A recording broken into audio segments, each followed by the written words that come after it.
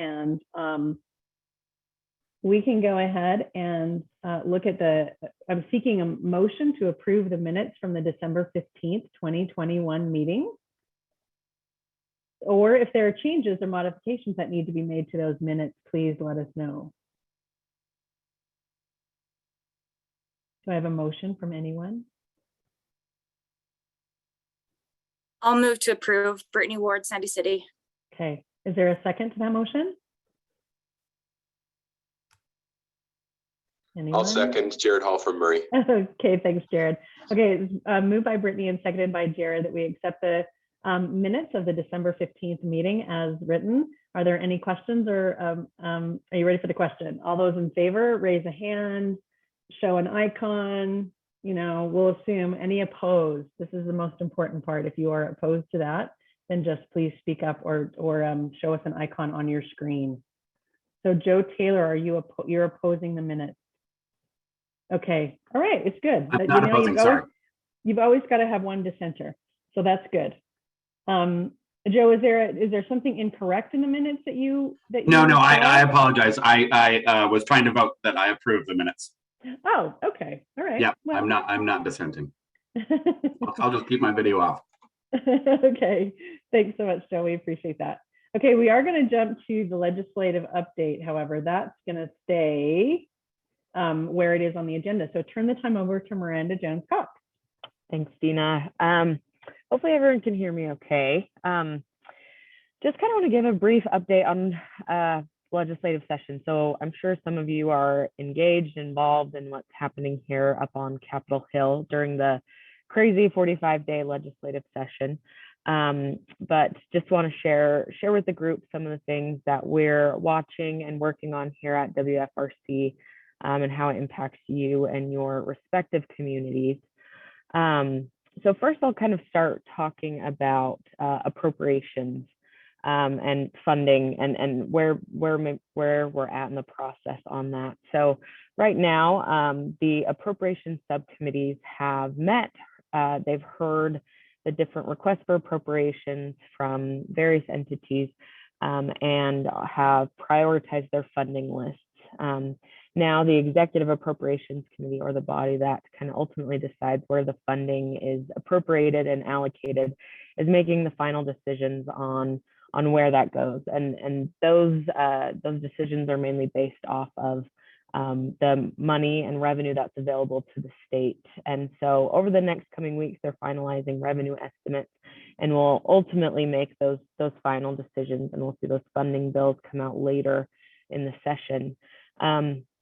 But in the process leading up to, and working with EAC and its members to identify funding items that we are supportive of, there's kind of a few key areas. The first is multimodal transportation investment, and the second is money for planning and technical assistance. So with multimodal transportation investment, there are specifically a few items that we've been watching. So in relation to transit, specifically, we've been supportive of, and it already has been funded in the process, is to replace the previously authorized funding on front runner. So there was bonds that was authorized, and that has now been replaced with cash, so that the state saves money on interest costs, and also doesn't, it also frees up the TTIF for other transit funding projects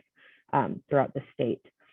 Second is, and this is kind of like a, the three-part stool, I guess, of multimodal transportation. So first was transit, second is active transportation. So in the governor's budget, there was $46 million for active transportation projects throughout the state, regionally important active transportation projects. And that has been ranked pretty favorably, and we're continuing to push on that.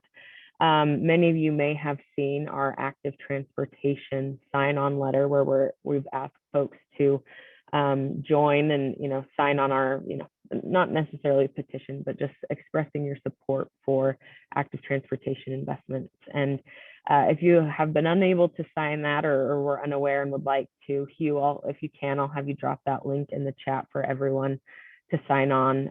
We'll be sharing that letter with the Executive Appropriations Committee members and just generally members of the legislature this week. And then the third leg of the multimodal transportation investment stool is additional funding for accelerating roadway projects. So there's not a specific ask around this, but we've heard from legislative leadership and continue to anticipate that the legislature will put additional funding to the Utah Department of Transportation to accelerate the projects that have been prioritized as part of the unified plan. And so things are looking positive around the transportation funding front, and ultimately we'll see and report back what ultimately happens in the next 2.5 weeks left of session. But then second in appropriations was technical assistance and planning funding. So again, through the Governor's Office of Planning and Budget, they've requested $1.65 million in technical planning assistance. Some of that to go to UDOT for their technical assistance program, and then a portion of that to go to the state's associations of governments for planning assistance like TLC that we provide to you and your communities, and having greater capacity to be able to help you and your communities in the projects that you need. Again, continuing to push on those, and hopefully near the end of session, we'll have a better idea of where all these appropriations stand. And if anyone has any questions, feel free to type in or stop me. But next, I'll just kind of highlight a few pieces of legislation that we're watching and keeping an eye on or working on. The first to note is SB 140. And I'll drop some links in later once I'm done. SB 140 is the Housing and Transit Reinvestment Zone Amendments, or HTRZ. Some of you may be aware of this tool that was created last year in SB 217, which allows for increment capture for around front runner stations, a third of a mile around front runner stations, to provide additional affordable housing in those areas. This bill would do a limited expansion of the existing HTRZ statute to bus rapid transit and light rail, so tracks and BRT, with some caps on how many projects would be allowed in each respective county. We've been working closely on this bill with Salt Lake County, with the sponsor, and it's still, pieces continue to move as things tend to during legislative sessions. So we're hoping to continue that bill will be refined well, and will that will end up in a good spot with that. Second one is transit capital development amendment. I can't remember the exact name of the bill. It's HB 322. And ultimately what this bill would do is it would require UDOT and UTA to work together and to coordinate on state-funded capital transit development projects, specifically noting front runner double tracking as well as point of the mountain investments. And the idea with this is that, if the state is putting additional funding into transit, whereas, in the past, it technically really hasn't done that before, the state wants UDOT and UTA to be able to coordinate effectively to have the best outcomes and most efficient outcomes for those projects. And so, again, that one actually has a lot of co-sponsors on the bill, every House member. That one is, almost certain to pass. But our friends at UDOT and UTA have been wonderful in the process, working together, and just continue to reiterate that they are working together and will continue to do so with this new charge of UDOT taking a greater role in transit capital development. And then there are a few, even though we have a few weeks left, there's still some more bills to come. Representative Waldrop is still slated to put out his housing affordability bill, which makes some changes to SB 34, the moderate income housing plan bill, which was passed few years ago. And then there's additionally another bill, which he is also set to release within the coming weeks on station area planning. So providing station area plans around transit, so TRAX, BRT, frontrunner, to help communities best plan for the growth in those areas for transit-oriented development. I'll throw some summaries that we have or the bill numbers here in the chat, but we also have a bill tracker here at WFRC that's worth taking a look at, where we kind of keep a track of all the bills that we've got our eye on, air quality legislation, planning and land use bills, any other transportation bills, and it shows WFRC's position on these bills and a brief summary and provides more information. So if you're interested in seeing where we're at on some of these pieces of legislation, please feel free to check that out. So I'll drop that in the chat. But with that, I'm happy to answer any questions if anybody has them, and otherwise I'll just turn it back over to Dina. Yeah, any questions for Miranda? I actually have one. So the big LUDMA bill hasn't been numbered yet, has it? Has it come out? So we're all still waiting for that one too? Yep, okay. We're all still waiting. Okay. Anything else that anybody on the call here is watching that's of particular interest that everyone else on the call could benefit from kind of understanding your point of view or what you're tracking that we should also be mindful of? Miranda, this is Michael Malloy, Harriman City. The bill that was amending the development in the transit development areas, I apologize, I don't have the right terminology. I noticed that it was allowing the ability to count bedrooms as units. And another thing that it was doing was allowing certain investments into the construction of garages, which I thought was kind of counterproductive to the fact that this is supposed to be in a transit oriented development zone. Does that seem concerning at all, that those amendments that are in that bill? Sure. So Michael, again, as I mentioned, things are kind of moving quickly, and things have again changed since when you last maybe took a look at the HTRZ. So that's SB 140. And the definition of units was changed to equivalent dwelling unit, which would have been bedrooms, but has now been changed back to, I'm forgetting the term. Just dwelling unit. Just a dwelling unit. Thanks, Dina. Well, that's good to hear. But it does also add a provision saying that there should be a reasonable amount of like family housing required in the development, so that it's not just, one bedroom, apartments and rentals, that we have more family housing to, again, help address the housing affordability crisis that we're seeing right now. So Michael, it was Salt Lake County that introduced the equivalent dwelling unit to that, because what we were hearing is cities were being faced with the market pressures are so great for studios and one bedrooms that then you find out that there's no opportunity for families to move into these areas. So it was an effort to try to support cities in suggesting that maybe it be a mix of 1 bedrooms to 3 bedrooms, but that doesn't keep and it allows you to achieve those very high minimum density requirements, particularly in areas that are more identified as neighborhood centers.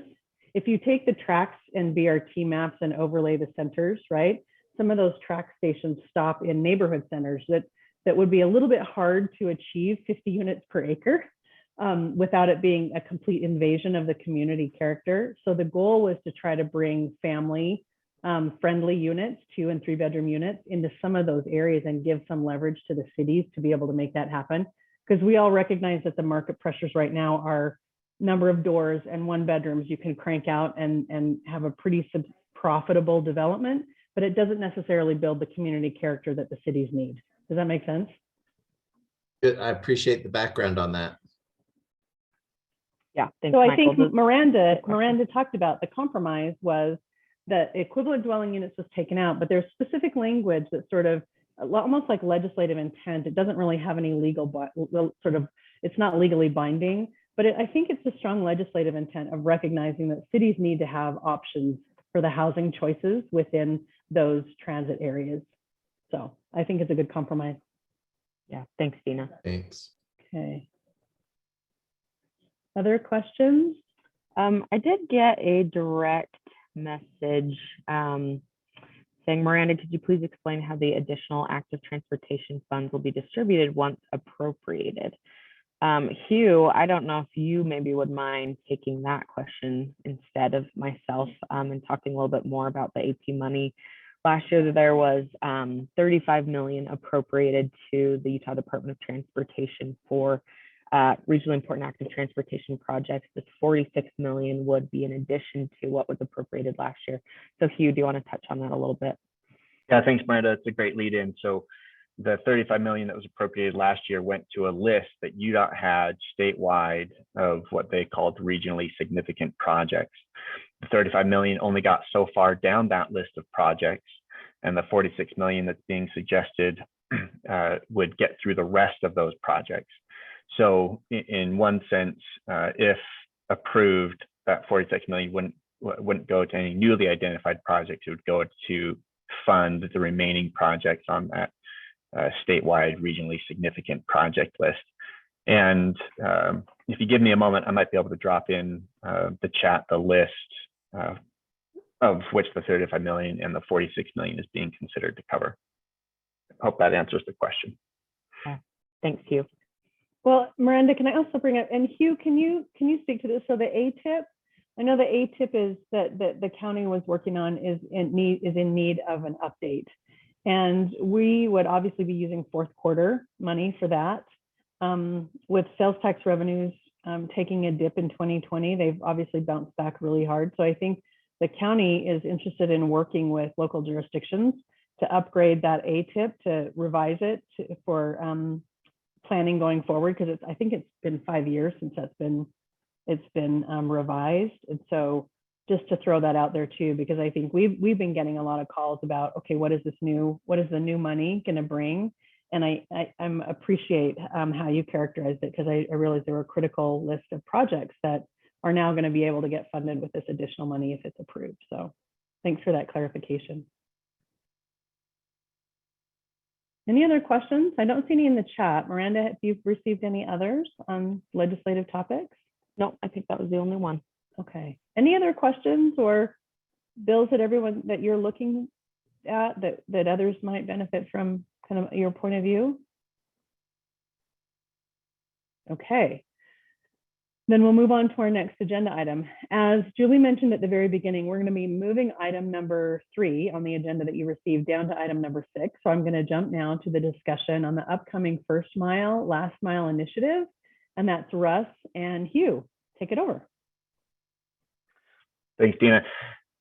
Just by raise of hands, who was involved or is familiar with what we call the Tiger grant and set of projects from 2016? Raise of hands, either virtually. Joe, nice and slow. It's good. I like that. Bert raising his hand. John, handful of folks. Awesome. For those that aren't familiar, I'm going to share a quick 2-minute video giving an overview of what this project was and how what a big lift it was for our region. So fingers crossed the sound works. And in 1, 2, 3, play. The Utah Transit Authority is excited for the opportunities that have been granted to the state of Utah by the U.S. Department of Transportation, Office of the Secretary, through the allotment of the Tiger Grant. The vision of these projects began over 7 years ago with multi-agency collaboration, including UTA, the Utah Department of Transportation, the Wasatch Front Regional Council, and the Mountain Land Association of Governments. It was culminated the past 3 years through the application process and the official signing of the Tiger Grant on February 8, 2018 by the U.S. Department of Transportation and UTA. This allows UTA to move forward, making the vision a reality. UTA has leveraged this generous grant of $20 million with matching funds and has received commitments in excess of $75.7 million. These funds will be applied towards the UTA Tiger Grant First and Last Mile Connections Project. The project will improve safe active transportation access for the users to UTA's commuter and light rail stations. It provides community access to regional opportunities, projects of regional importance, facilitating the individual end users' access to public transportation. Projects span over 80 miles north and south from Provo to Ogden and approximately 50 miles east to west from Tooele to Summit County. This is a massive regional project comprised of smaller projects on the local level. We've joined efforts with 26 cities and 6 counties that we consider our local partners. They're all vested financially in our unified vision to improve the regional transportation experience from the first mile to the last mile. The uniqueness of this undertaking is that the projects are for the local entity. Much of the cost and responsibility of the continued maintenance will be done by the local municipalities. The Tiger Grant has allowed us to immediately deliver local, safe transportation projects to the community. Approved through the Tiger Grant are 161 projects installing and improving ADA ramps, bike lanes, racks and lockers, bike stations and repair stands, bicycle share stations, bus stops, shelters, crosswalks, pedestrian bridges, railroad crossings, sidewalks, multi-use paths, lighting, and resources to assist in wayfinding. These active transportation projects will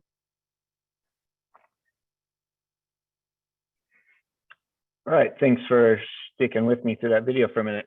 So you see, it was really a collaborative effort of many entities to get that Tiger Grant, which leveraged tens of millions of dollars in projects to get done.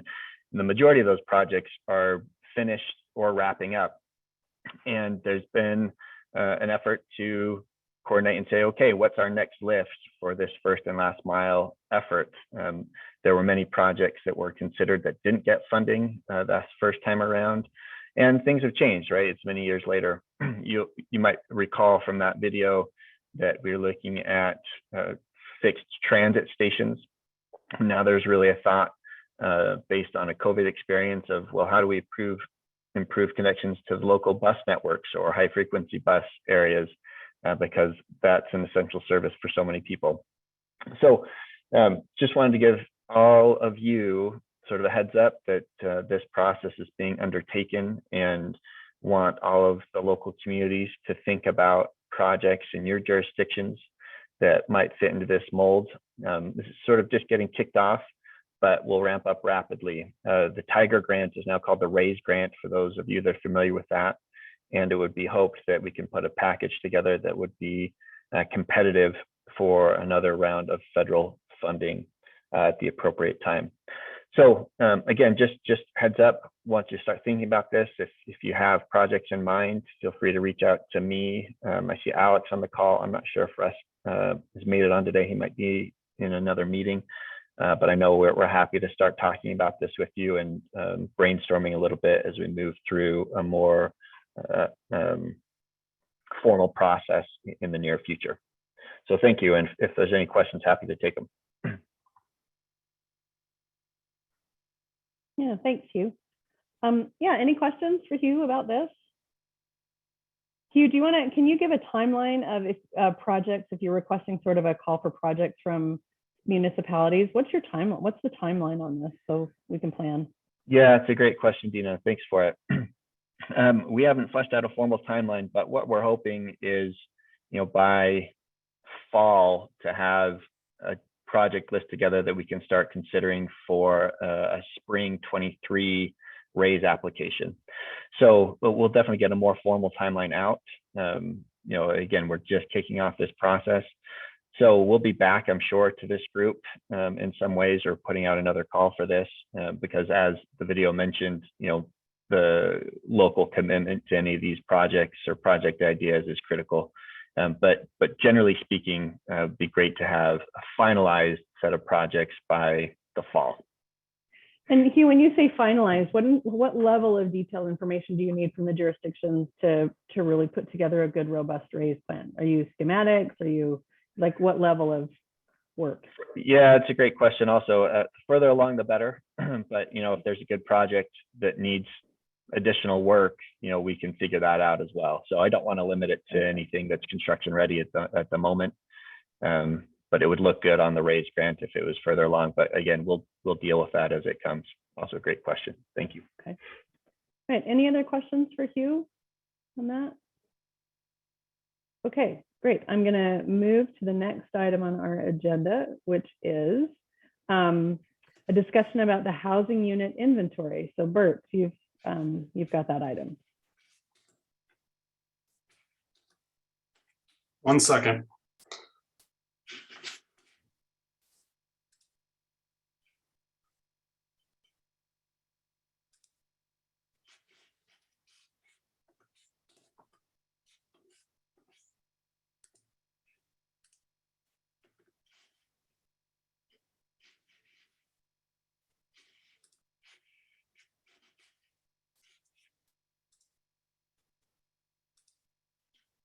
Oh, you know what, Bert, while you're pulling up, can I just say quickly that Alex dropped a link to that video that Hugh just showed in the chat. So if you'd like to have access to that, the link is in the chat.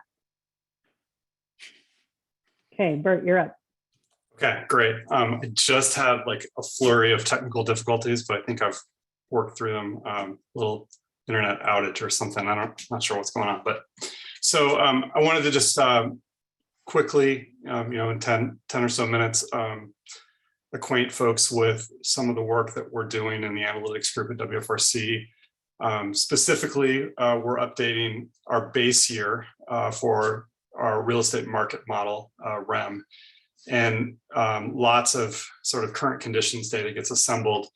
And along the way, it occurred to us that the information that we needed to prepare for residential land use up and down the region could be valuable to some of the public policy discussions on housing.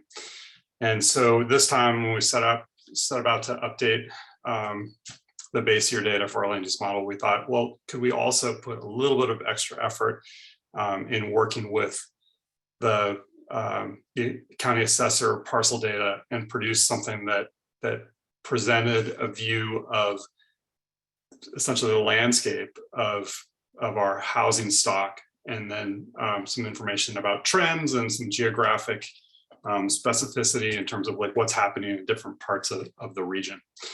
And that was kind of the concept. And I would have to say that it was really born or driven out of an analysis that, or a simple stat that Envision Utah put out. And I think it was maybe the first year I was at WFRC, maybe 2017 or 18, when they quantified the percentage of new housing additions that were done within a half mile of a light rail station or a commuter rail station. So of all the total, housing that was added, I think since 2010, they were able to produce a stat for what percentage of that was within, close proximity of transit stations. And it's a staggering number. And our thought was, well, could we create a resource where we could see that type of information, keep it current, look at different buffers, and look at other information like density, land use, the valuation of what's getting added, and like where specifically in each individual city or neighborhood or just an area of interest,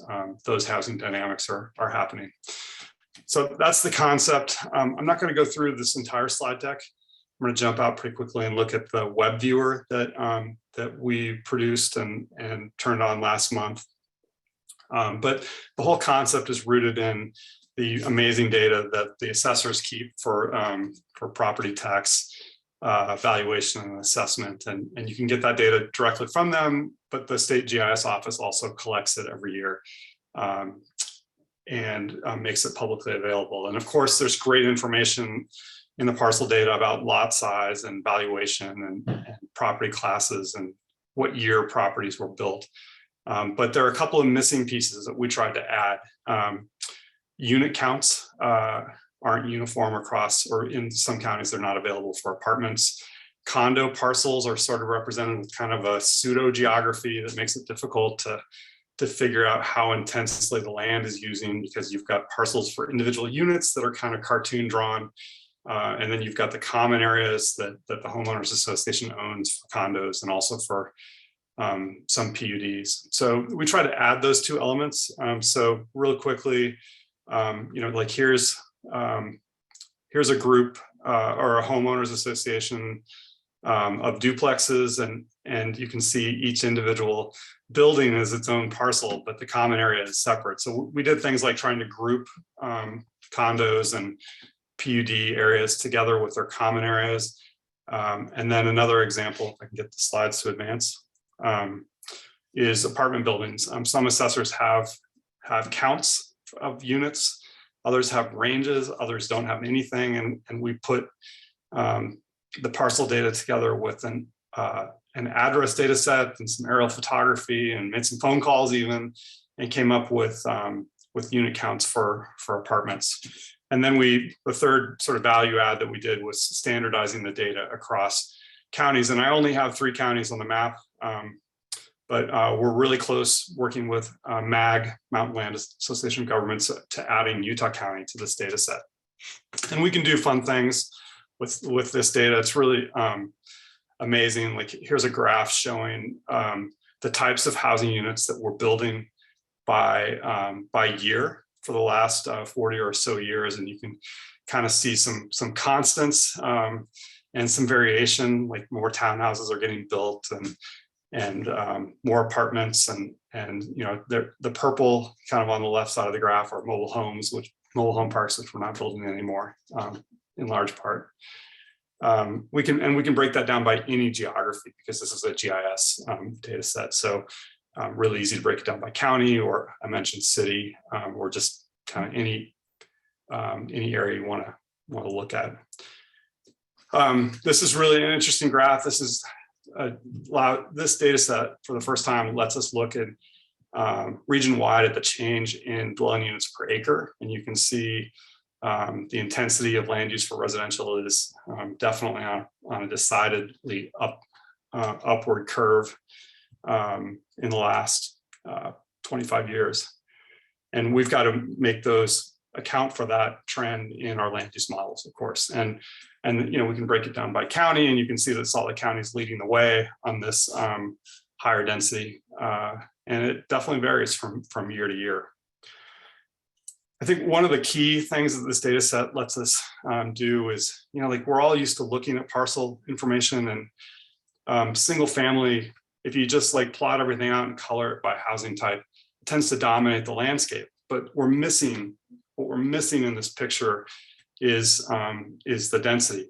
Like there's very little land that's devoted to attached and multifamily homes, but there are lots of units there. So this is just a random snapshot. We just drew a box on the area just to illustrate that you can work with any analysis area you want.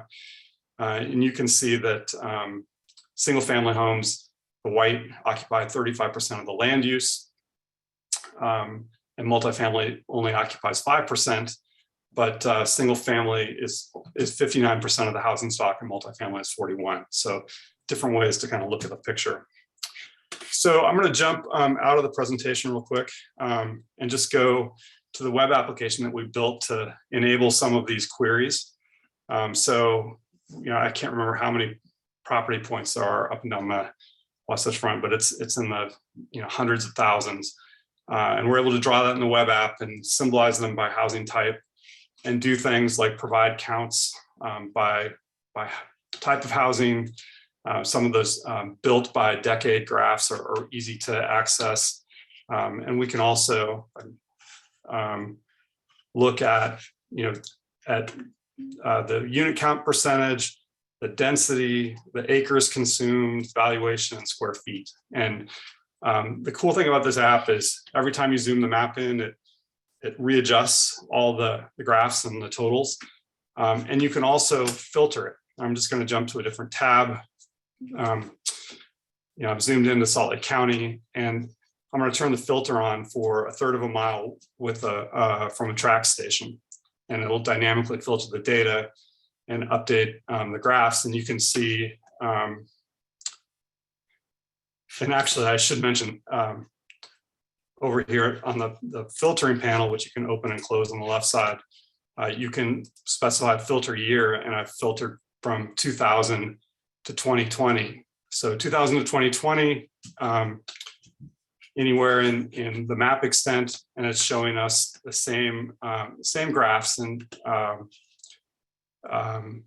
really highlighting the amount of apartment building that we're doing in these areas in close proximity to rail, and then also the density, right? So of those single family traditional detached homes, we're at about 5.6 units per acre. But for the attached and multifamily, we're at 66.7 units per acre within a third of a mile of the tracks stations. So going back to the slides really quickly.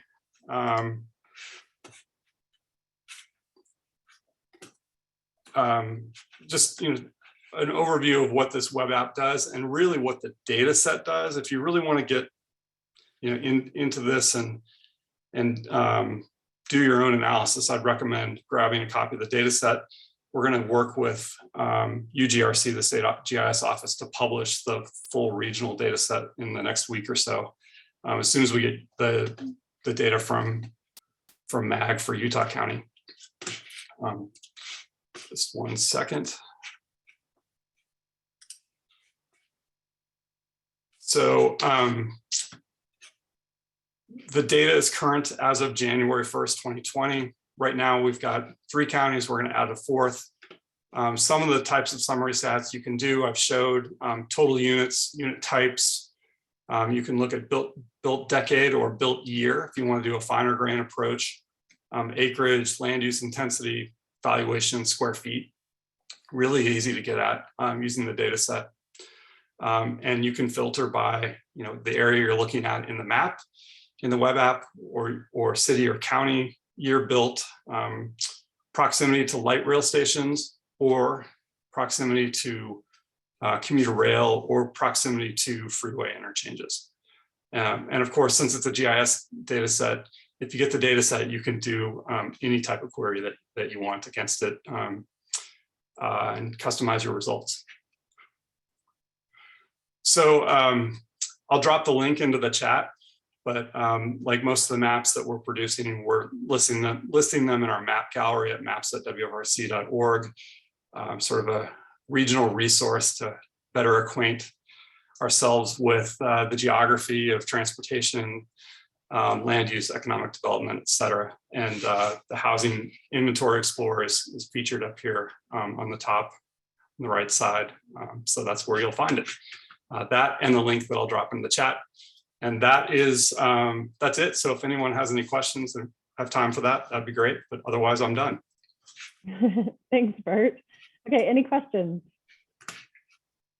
Okay, I could seriously look at the maps all day, Bert. They're so cool. The map gallery is like the best way to, if you've got like a half an hour between meetings and you'd rather not play Wordle or one of those games, check out the map gallery because they're incredibly cool. Yes, they rock on maps. Thank you, Mayor Burton, for mentioning that. That is so true. So, Bert, this is just an incredible resource. I mean, the ways this could be used just like start to flood into your mind. And one of the things we would at the county are trying to look for is we have a data set for all the low-income housing tax credit projects that have been done. And we need to talk about how we can share that information. We had to do a data sharing, so I'm not sure we can share it completely, but I think that this is so helpful in all of us planning how we round out what is the sort of housing plan for the county and for individual municipalities. It's just an incredible resource yet again from Wasatch Front Regional Council. So can't say enough good things about this work in particular to help visualize all this data. It just tells a story so effectively, and really appreciate that work. Any questions for Bert about it? One last sort of back at you. Yeah. Like this data, I mean, like really it's only as good as the data that we're able to get from the county, both in the form of the parcels, but also the address points that the county has been stewarding in partnership with cities who are a little bit closer, to what's on the ground in a lot of cases. like, that's what makes this work. We're just adding a small piece of it, and we're doing it for our own needs first, but I'm trying to think about what might be valuable to the region secondly, and it's just a cool partnership. Well, and Bert, that brings up a good point. If there are inconsistencies with regard to the county assessors, I know Chris Stavros has been talking about this a lot. There's some legislation that's come up this year that has brought this to his attention in terms of standardization of certain things. And we would love any support from the cities or Wasatch Front Regional Council to continue looking at standardization to help us make sure our data is cleaner, and you can sort of, what you learn about in Davis is going to be relevant to what you learn about in Salt Lake County or Utah County as well. So that's a really, really good point about the underlying quality of the data. So thanks for that. Yeah, I mean, I think everybody wants to get there, right? And I forgot to mention one thing, and that that's the Utah Foundation. We gave this kind of an early release copy of the State of the Utah Foundation and their Missing Middle project, which Salt Lake County was a big supporter of, features this data set in part 2 of that report extensively. And they've also got another effort to do an infill analysis looking at how much of our development is happening in it as infill versus greenfield. And I think that report's coming out in the next little bit, if it's not out already. So yeah, I think it is. And actually that's a good point, Bert, because the work that our county regional planning office did on the missing middle really was a result of talking to all of you on this call and sharing that data. That was, I think, really powerful to see where missing middle could be constructed and where it can't in various jurisdictions. So again, great cooperation and partnership on that one. And looking forward to the infill. I think that one's going to be really interesting as well. If you're not familiar, I think it's on Utah Foundation's website. It's one of the list of projects that their board has sort of green lighted if they have the funding that becomes available. So I encourage you to take a look at that. thank you. Okay. Bert? Any other? Oh, Yeah, can I ask a question? I'm just curious about the single family with ADU category. ADUs come up a lot.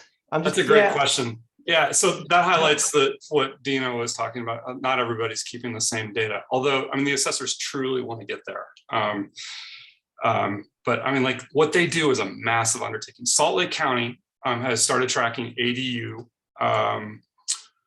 the existence of ADU in their parcel data set. I'm not aware that other counties have yet to begin that. So we only have that. That's one of the kind of like the nuances of the data that we'll get in the documentation, is that ADU is not available yet for other counties, I think. And then I'm actually not sure that that's a mature attribute in the assessor's data set. Like, I'm not sure they have an exhaustive inventory yet, but it's starting to pop up. So we thought we would include it.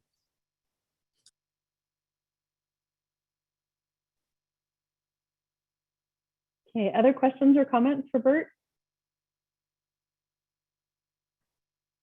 Okay, seeing none in the chat or unmuting. Just checking. Okay, we can move on to our next agenda item then. Thanks again, Bert, for the presentation and the information. To discuss public assets and public health initiative. And I think Michaela, Jordan, are you going to be talking about that today? Yes, thank you, Dina. Okay. Let me share my screen.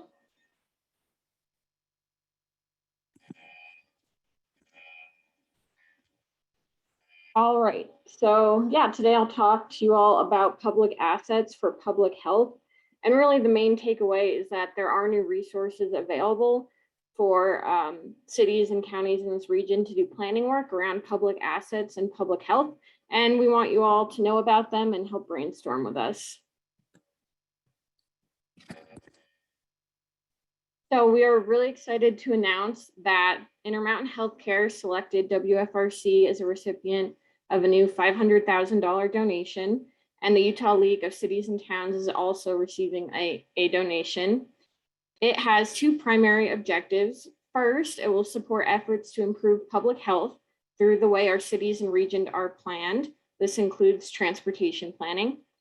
Two, it will also support more thoughtful utilization of the myriad land and building assets that various governmental entities own and operate.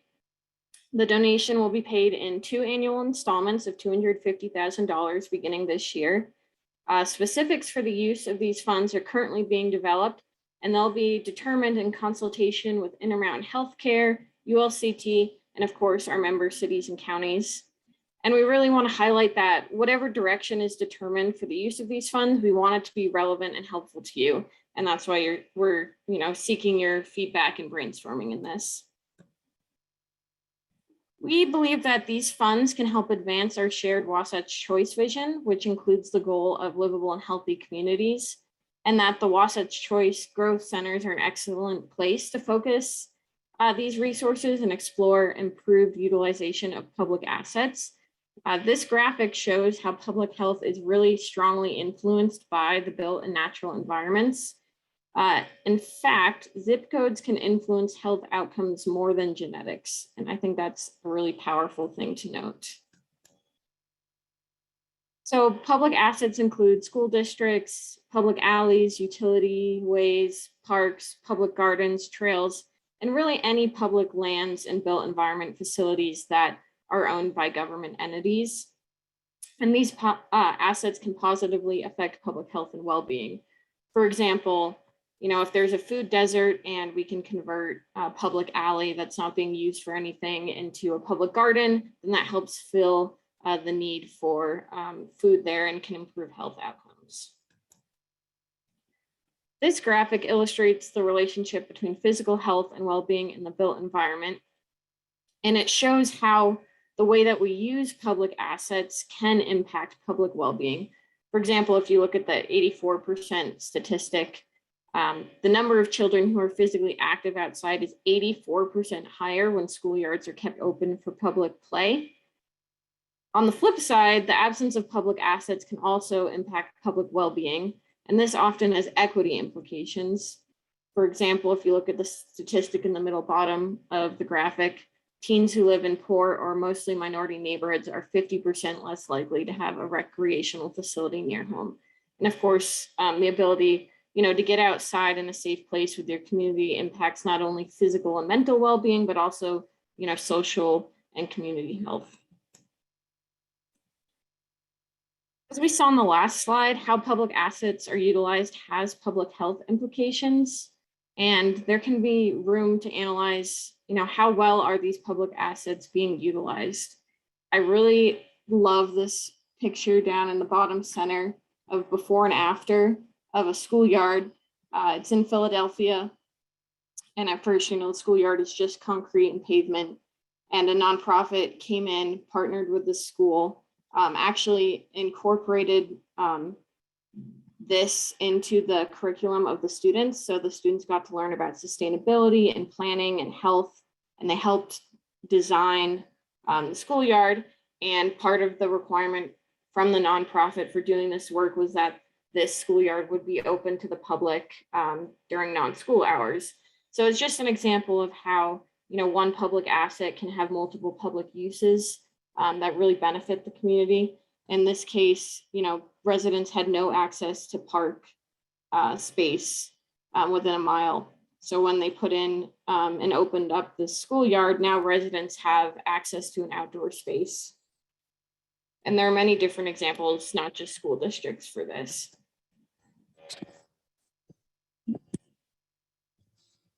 So I said before, funding specifics are still being developed. However, they may include coordinating the use of these funds with other funding sources in WFRC programs, including but not limited to the Transportation and Land Use Connection Program. It's also important to note that there are many different regional and local planning applications that could be included here. For example, there could be a regional inventory of our public assets, or creation of guidelines for improving public health through the built environment. There are many different local planning applications as well. This could look like added general plan elements that focus on health and community well-being. This could be complete street policies or green infrastructure plans. There are a lot of different ideas here. And so, whatever you're working on with a public health or public asset angle is relevant. And so I really want to turn this over to you all now. We'd love your help in brainstorming the best ways to put these funds to work in the region and around the state. So we're wondering, what are things that your city or county needs? what has your city done that others might find helpful? Is there any regional data missing in this realm that might be helpful? So yeah, please, we'd love to hear your thoughts on this.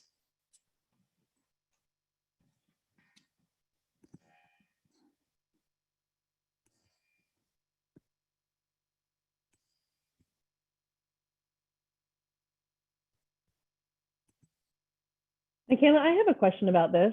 Does Wasatch Front Regional Council have, and maybe Bert can answer this question, do you all have a GIS layer somewhere that shows all of the parks, like sort of defined parks, whether they be local, regional? I mean, because I know we have all the parkway and everything like that, but what do you have in terms of that research or that data? A good question. We have compiled parks data. And, you know, I can't claim that it's perfect, right? Data that gets used gets better is kind of the mantra. But Nicole Mendelson, who was in our group last year, she compiled a trails data set and a parks data set and put together a web map that showed, you know, like 10-minute walk travel shed or walk access, travel sheds, walk sheds to parks. And so we have a data set across the region. I would say that it's pretty mature, but it's probably not perfect. And, you know, I'm guessing we probably don't, there were new parks built last year. We probably don't have them in the data set, but yeah, I mean, like, I think it's a solid starting point for anyone who wants to look at where parks are. And I believe it includes things like neighborhood pocket parks, but it doesn't include some of the types of sort of pseudo parks that Michaela alluded to in her presentation, things like, you know, like an elementary school field and playground. Like at some level, those are parks potentially, but we don't think of them and classify them as that. So, but things like school properties also exist. So like if you really wanted the whole picture, you got to put some more things together, I think. Okay, other questions or comments for Michaela, just in putting this together? One thing that I thought of is, so, you know, maybe it's like 2 years ago that UDOT switched to using the solutions development process when they do corridor studies, right? And so that's been led by UDOT planning, and I know, I think I at least saw Andrea on here earlier, and they've been doing a lot with that, and part of that included a health component. And so there have been a number of solutions development studies that UDOT has led in the last 3 years. You know, in every region's done at least one, and so you might want to just kind of like see what they used in terms of like trying to measure or think about health. And I just remember I was part of one on the North Lake Shore where we looked at, you know, a lot of the physical, you know, access to, you know, amenities like trails and things for physical health. But I remember we also talked about mental health too, and connections to regional facilities that were farther away. So just anyway, as a resource, whether you think about how you incorporate it into TLC projects or whatever, you might want to look at what UDOT has done there. Good point. Angelo, I see your hands up. Yeah, I want to respond kind of to Thomas and also talk about the work that we're doing, that Bert and I are involved with, and others with Sarah on the community health indices development. And so as far as solutions development, right now we're working with our project prioritization process on the health aspects of it, and it's really driven by active living at the moment. We're going to continue to build on that. And I honestly believe the community well-being indices that Sarah is putting together based on the California model is going to really help drive both solution development for UDOT and project prioritization eventually, okay? I just sent Bert a text saying, is Michaela involved in the healthy indices development? We're working on that fast and furious right now and putting together indices and criteria, and we need the data sources, etc. So I think there's just an opportunity to really try to come together with all this, and I think that work that Sarah's doing is going to be key. Do you have any thoughts, Bert, on that? Well, for sure, the health indices and the social determinants of health are a big part of this of this new project for us. And I would say we're in the initial phases of trying to figure out what WFRC's use of this granted funding will be. And of course, talking to Zions and IHC quite a bit, as you might expect.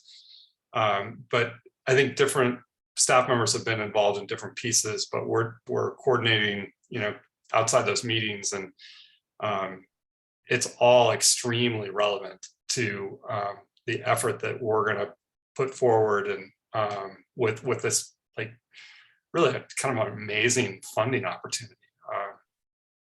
It's rare that private entities grant funding to public entities to do anything. So, I mean, really, I think it speaks to how well everybody who is a stakeholder in the region is working together on growth and quality of life issues right now. That this even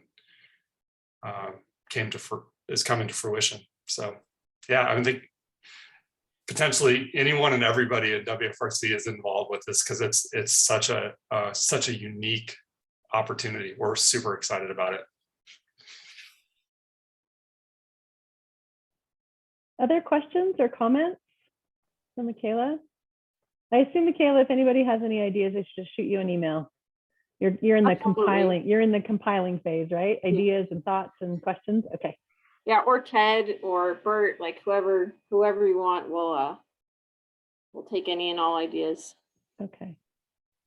Any other thoughts or questions on that before we move to our last agenda item? Okay, seeing none, I'm going to move to the 2023-2050 RTP discussion. I know we had slotted 40 minutes for this. I'm sorry, we're cutting you guys down to 25 minutes. I apologize, but just throw it over to you, Julie, and others to go over this. Yeah, no problem about the time. We'll go faster. So yeah, we're just going to provide you a quick update about the 2023 to 2050 RTP, and then just in particular discuss two elements. One is the draft preferred scenario, and then the other is our draft proposed needs-based project phasing criteria, which I previously had sent you in a link about a week ago. So just a reminder about the Wasatch Choice vision is our region's blueprint for the future that aligns transportation, local land use, and economic development strategies. And this is what we developed collaboratively based on our 10 regional goals. The transportation element of that vision is our regional transportation plan. So just a reminder, we update this every 4 years. It needs to be financially constrained, and then it has to meet air quality conformity standards. And the reason why it's so important for you to pay attention to this regional transportation plan is that many of our transportation funding sources, whether those are state transportation dollars, our federal transportation dollars, the county corridor preservation funds, and even some of the local option sales taxes require projects to be on the regional transportation plan. So just a little overview of where we've been and where we're going. We spent most of 2020 talking about the uncertainty of the future, looking at external forces and policies that could help us prepare for the future. Last year, we tested those scenarios and we identified projects to include in the regional transportation plan. And at the end of 2021, we met with our local cities and counties in a series of workshops where we went over those projects and got feedback from you. We've continued to meet with other stakeholders, large landowners, or transportation agencies as we've been refining those projects. And then the rest of the year, we are phasing our projects by need, then phasing them by our financial constraints. And then we are working with our regional growth committee to explore policies that might benefit the region, supporting transportation and land use decisions. And then in May of next year, we have an adoption date. So I'm going to turn it over to Nikki and Hugh and Lauren to review some of those projects that we brought to you last fall and the comments that we've received. I will share my screen and then also drop a link to this comparison maps that Matthew Silsky with our analytics group has developed This shows the 2019 regional transportation plan with the draft 2023 plan. So let me pull this up real fast. Can everyone see the map? Yep, okay, cool. So yeah, once you hop in there, you can see that you know, this map is a reflection on the right of all the comments that we received from the fall workshops. So this is 600 comments that we've gone through. A lot of them we've also you know, gone back and forth with communities and coordinated with the different counties to make sure that what is being reflected on the 2023 plan is fulfilling the desires of communities. So if you actually take a look, it's a side-by-side comparison, and I'll just walk through some of the roadway component, but Lauren and Hugh will also go through the transit and active transportation pieces. So for Salt Lake County area, some additional new projects. Well, actually, I will also caveat that for new projects, they're on the 2023 plan. Anything that's been constructed between 2019 and 2023, we actually remove from the plan, or anything that's about to be constructed early 2023, we also take that off the plan. So we use this, we base this off of any conversations that we've heard or comments from the workshops, as well as aerials that we kind of vet through and make sure that it's already been constructed. And then another note is that we also adjust the project extents based off of the construction. So if there's been sections of projects that have been constructed, we adjust it. And we talked about this through the workshops as well. We don't take off projects without obviously running through this with the communities. So just some things to keep in mind. And then I'll just walk through some of the newer projects here in Salt Lake County area. So I'll start from the north. There's a lot of new operational improvements, as you can see in Salt Lake City. We have 13th East, State Street, 7th, and also California Avenue, as well as 600 North. We also have the 215 interchanges at 2100 North and 700 North that are going to be upgrades.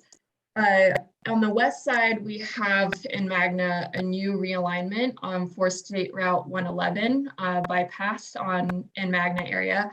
And then there's a lot of new connections based off of the Murray Transportation Master Plan in Murray, as well as a couple widening projects. We also have some new operational and widening improvements from Sandy based off of the latest transportation master plan. But one thing that I will just highlight, if you zoom out, you'll see that there's lots and lots of improvements or new construction projects, or anything that's in red in the west side of Salt Lake County. And this is really building off of that Southwest Salt Lake County study that was that concluded last year. And we really want to make sure that these regional connections are being portrayed on the regional transportation plan. So we've worked through the workshops and also additional follow-up coordination with the communities. But let us know if there's any connections that you see on here that shouldn't be on here, or you see our priority connections to your communities, and we'll get them added. Another item is that there's another major project is the Bangor Highway widening. So we have right now a placeholder for potential widening to 4 lanes, and this could potentially be HOT lanes that UDOT is exploring. The extents may change on Bangor Highway. There's a removal of Oker Boulevard or Oker connection on Butterfield Canyon based off of conversations that that the canyon will be more of a recreational use with the county and also with Rio Tinto. We have a new or like a build out network that we're slowly filling in for, Point the Mountain area. And so these are, new projects that are coming in from the studies and trying to define this a little bit more with ongoing studies. Yeah, I think that's mostly, really take a close look at the projects that you see, especially for your community, and make sure that we are accurately capturing them, and reach out and see if there's anything that is not captured from the workshops or from our conversations, and let us know before we move on to the phasing that Julie had mentioned. So that concludes the roadway component, and I'll just pass this on to Lauren here to walk through some of the transit updates that we have.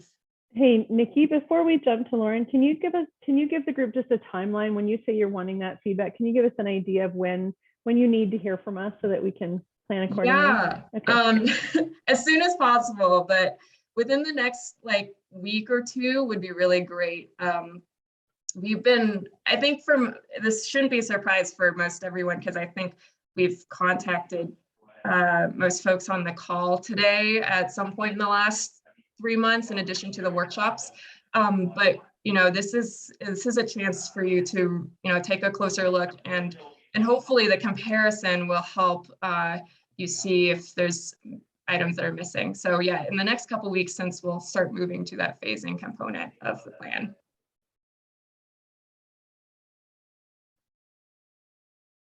Are there any other preliminary questions before I dive into the transit stuff? Okay, great. So here is the before and after of the transit projects. So one of the more notable points is that you won't see any of these blue lines on this upcoming RTP. So those are the express buses. So coinciding with the RTP is UTA's long range transit plan. And so in coordination with them, we will be moving the express buses over to the long range transit plan.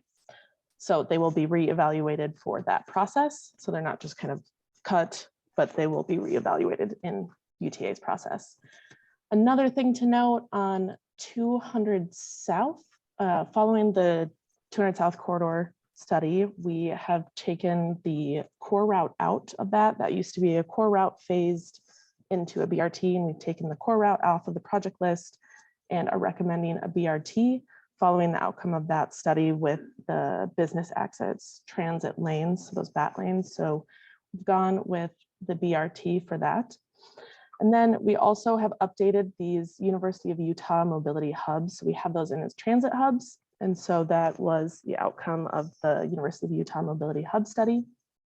We have also updated the State Street alignment and mode. So it's this long red. That was prior to this plan was a core route phased into a later BRT. And so we've kind of split it up and kept BRT running through and ending at the Midvale track station. And then core route with 15-minute service will follow south down to the Draper track station, or Draper Frontrunner station.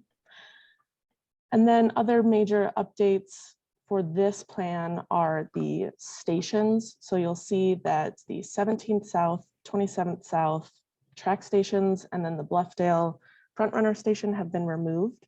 So in August of 2021, UTA adopted a station addition standard operating procedure. So those will not be on the plan right now, as you see. And so there's a process to go through to get that onto the RTP. And I have sent out information regarding that to cities that were impacted by that standard operating procedure.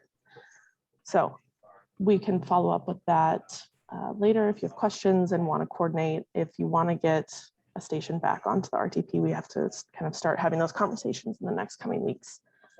And then another thing you'll notice is in the lower southwest quadrant of Salt Lake County, there's quite a few core routes that are missing in this. And they were being recommended to move from a core route to a local bus. Given the socioeconomic data that we have right now, they didn't constitute that core route service. So we know and have been informed of potential updates to the SE data. So just as an FYI, we will kind of review those things as the SE data gets updated. But for right now, they didn't meet the thresholds that constitute a core route. So you'll see a handful of those gone and recommended for local bus.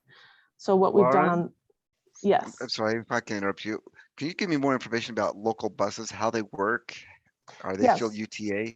Yes, yeah. So the local buses, they will go to the long range transit plan, and the local buses are 30-minute service. And so they will be reevaluated. But as I mentioned prior, there's new SE data that's coming in that we'll be updating. So we'll reevaluate all the routes. But yeah, just because they're not on this plan now, they're kind of getting moved to the long range transit plan. Lauren? Yes. Thank you. This is a great explanation. And just to add for a little bit of clarification with it is, you know, WFRC has done a great job of including a lot of transit investments for that UGA had planned. And we are in the process of developing our own kind of comprehensive, like bottom to top, everything that we do long range transit plan looking out 30 years.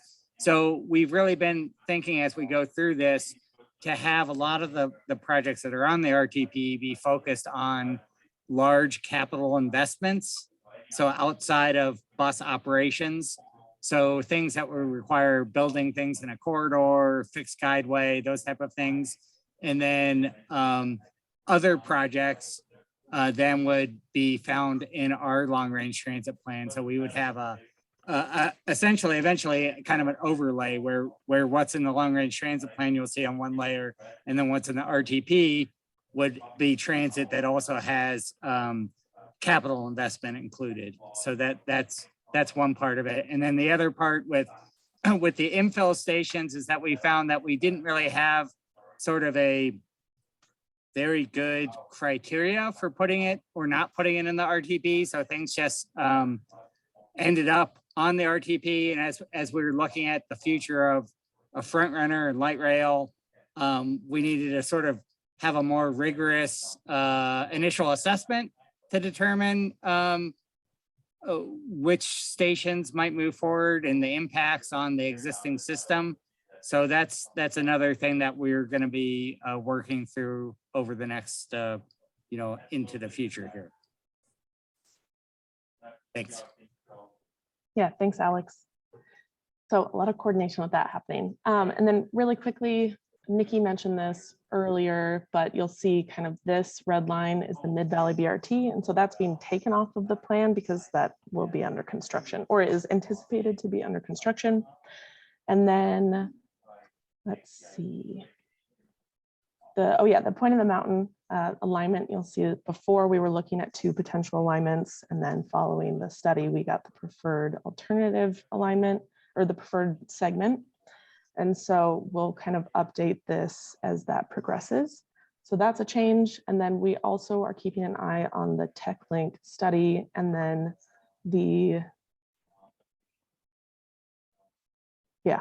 and a handful of other studies that are kind of waiting on final alignments and preferred alternatives. So those are the big updates for now. And I will hand it over to Hugh if there are no questions.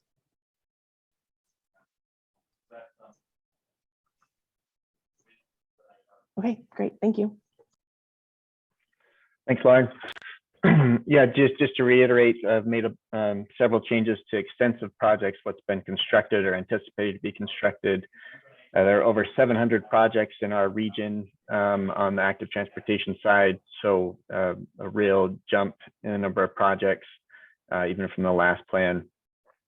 So just to highlight some of the changes, not all of the changes, give you a feel for what's going on and how this is working. Start down here in the southern part of the county. Yeah. I'm not sure if it's just my screen, but it's quite blurry on my end. I don't know if others are, maybe it's just me, since no one else is popping up. Yeah. I'll stop and start and see if that helps. Thanks, Julie. Any better? Much better. I can read it now.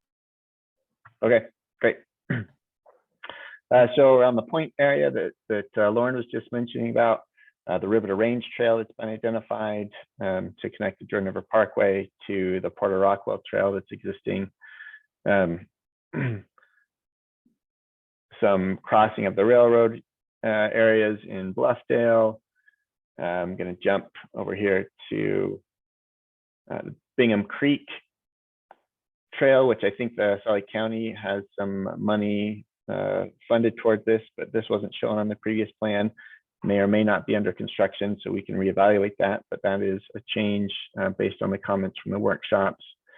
The Bonneville Shoreline Trail West, Copperton had a request to do a realignment consideration there. And again, Salt Lake County, I know y'all have been doing a feasibility study on that, and so we'll be sure to align our trail line work with the outcome of that feasibility study.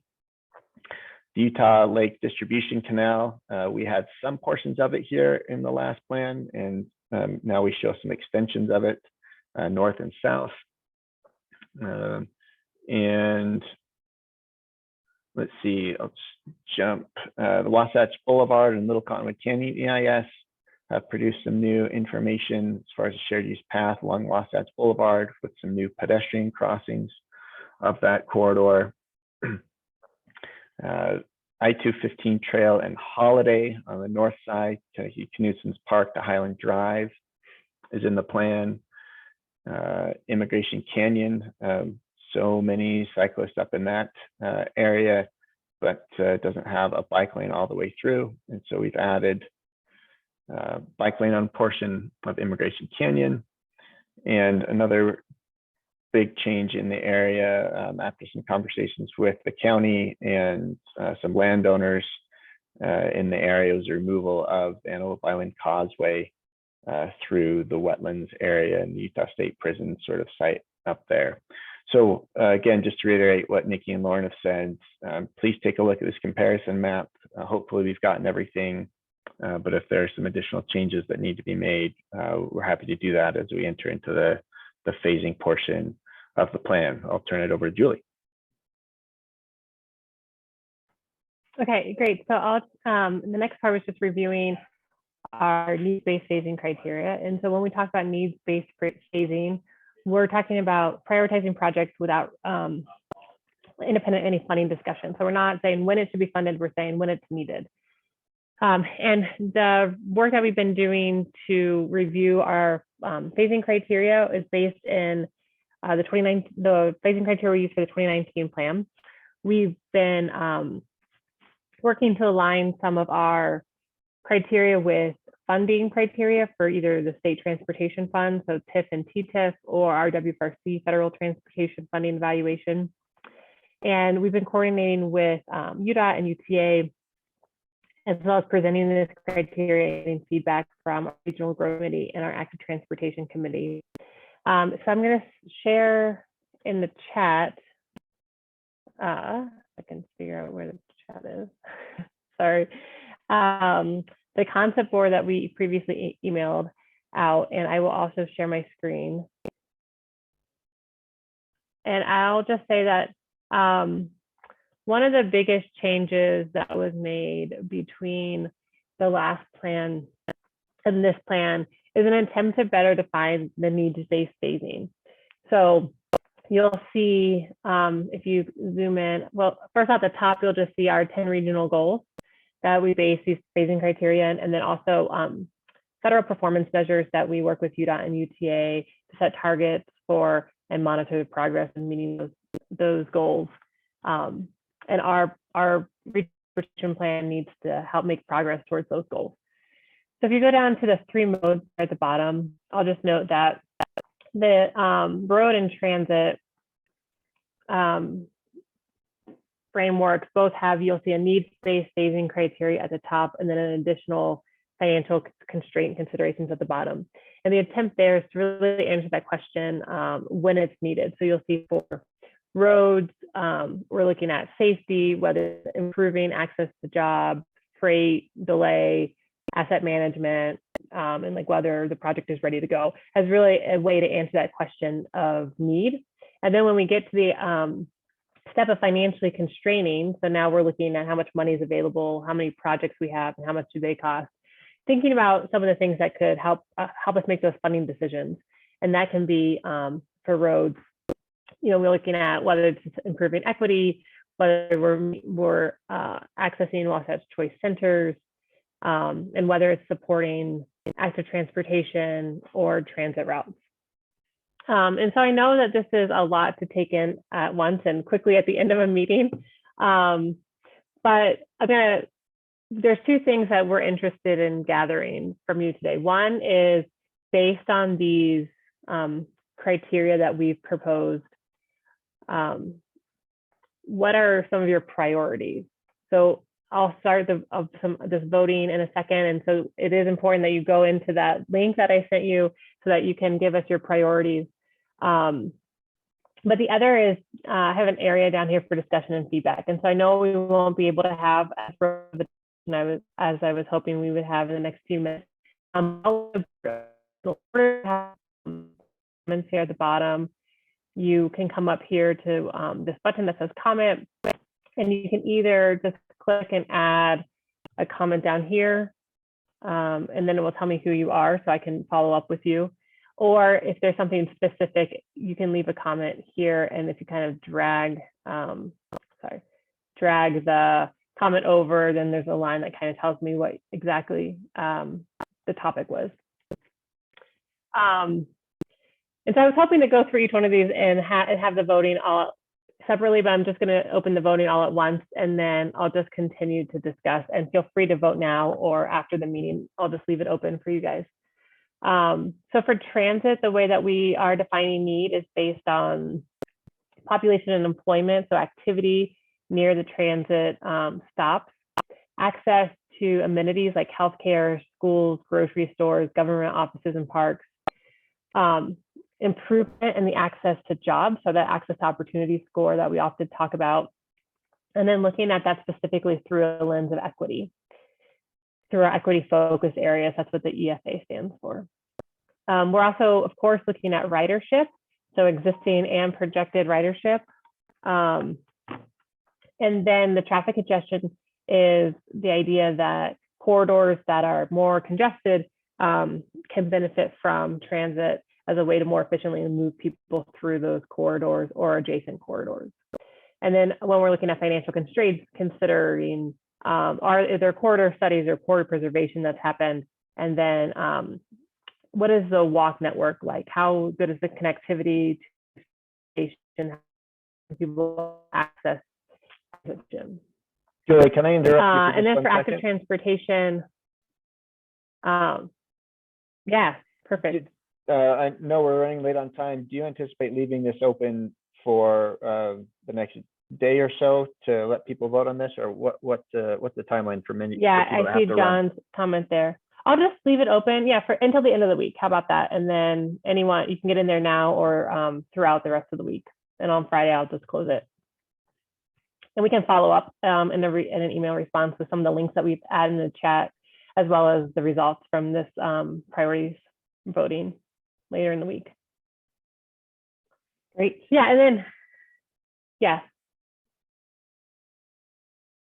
So just quickly for active transportation, we're looking at how we're separating those facilities, where bicycle demand is, again, that access to opportunities, both from a regional lens and an equity focus area lens, whether we're improving health outcomes. So we're right now planning on using the UDO Health Improvement Index, but we're having discussions with UDO about that, whether these bicycle facilities are helping connect better to transit or are in areas of bike shares or bike mobility service areas. And then, of course, ensuring that we're improving the bicycle network that we already have invested in. And so sorry, Dina, and everyone else, that was very quick at the end. But again, you feel free to reach out to me. It's julieb@wfrc.org. Also, my phone number is on the website, and then any discussion and feedback on the map or on the board. So Julie, I know a bunch of people are going to have to drop. My question is there an opportunity to continue this discussion at a later meeting, or is that going to jam up your deadline? Our next meeting is in April. Yeah. We were hoping to start phasing perhaps in the mid to late March, but we can continue the discussion in April. And if there's anything that's, very like, absolutely not, we can come back and share with you what we've heard through our outreach and then how we're weighing it in April. Sure.